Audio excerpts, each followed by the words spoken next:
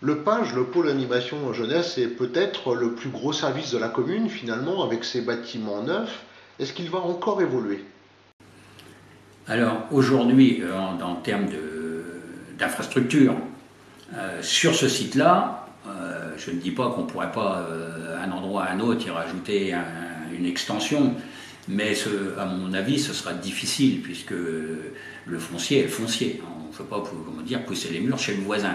Alors il peut toujours avoir une opportunité, si on en a besoin, d'une maison qui se vend à côté et qu'on l'achète pour agrandir. C'est comme ça que ce bâtiment a Voilà. été d'une telle ampleur. C'est parce Voilà. que vous avez saisi des opportunités. Voilà, parce qu'il faut savoir qu'au début, sur cette construction, on avait racheté les terrains de l'ancienne usine, qui était une vraie verrue en centre-ville. Oui. Bon.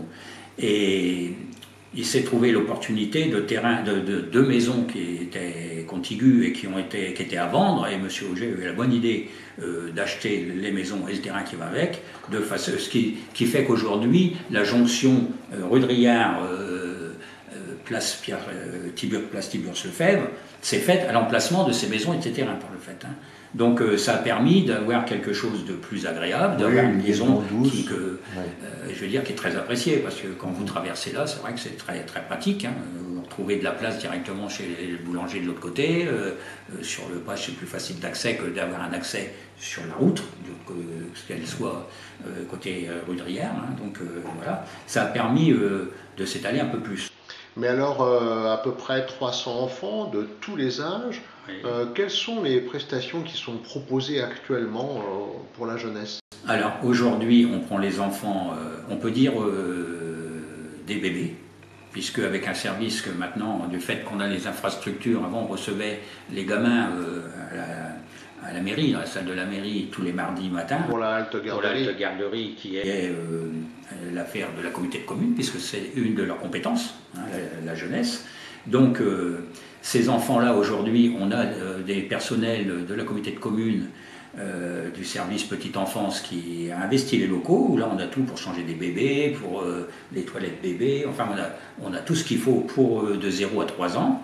Donc maintenant on a étalé aussi, au lieu d'être quelques heures, maintenant c'est 2 jours où ils ont des horaires.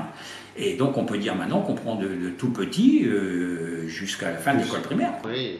Et il y a même des opérations menées par des adolescents avec le concours de la mairie, mais un peu plus d'autonomie.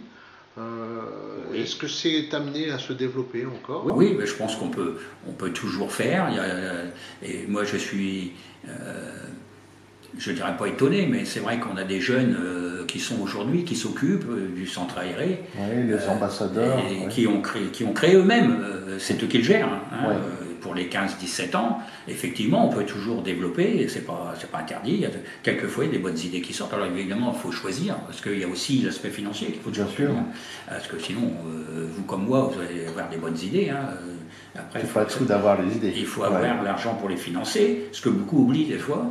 Et on ne peut pas ne pas payer, de dire je ne veux pas l'augmentation d'impôts, puis demander de l'autre côté tout un financement. Par rapport justement à la fiscalité, quelle est votre position? Alors moi, ma position, c'est de faire, j'ai déjà regardé d'ailleurs, on pouvait encore faire des économies, tout en gardant le même service.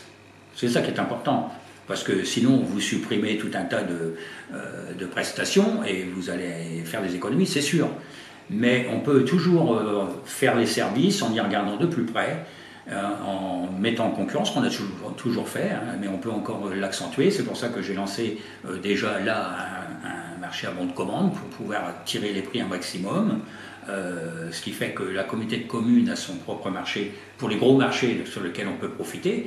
Mais si mon marché à bon de commande est moins cher, ça ne prend pas de l'autre côté que d'aller directement. Ça donne moins de travail administratif. Là, j'ai eu du travail, je peux vous dire que ces derniers mois, j'ai eu beaucoup de travail. Mais de ce côté-là, on est plus tranquille au niveau de payer son juste prix. Et donc, l'optique, ce serait d'éviter des augmentations d'impôts, j'imagine, comme depuis 3 mandats maintenant. Voilà. Après, il y a aussi, sur les impôts, vous avez la communauté de communes, la part département.